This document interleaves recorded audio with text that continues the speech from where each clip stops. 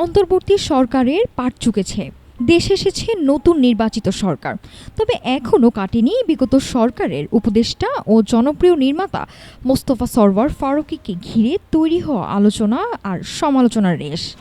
এবার সামাজিক যোগাযোগ মাধ্যমে এক দীর্ঘ ও বিস্ফোরক পোস্টে নিজের অবস্থান পরিষ্কার করলেন সাবেক সংস্কৃতি বিষয়ক উপদেষ্টা। রোববার সকালে দেয়া ফেসবুক পোস্টে ফারুকী স্পষ্ট জানান, ২০২৪ সালের জুলাইয়ে ছাত্র জনতার গণ আন্দোলনে তিনি যেমন মানুষের পক্ষে দাঁড়িয়েছিলেন, তেমনি ১৯৭১ সালের মহান মুক্তিযুদ্ধের সময় বেঁচে থাকলে তখনও তিনি মানুষের পক্ষেই থাকতেন। জুলাইয়ের গণ আকাঙ্ক্ষা আর ৭১-এর মুক্তিযুদ্ধের চেতনাকে এক সুতোয় বেঁধে নিজের অবস্থান জানান দেন এই নির্মাতা।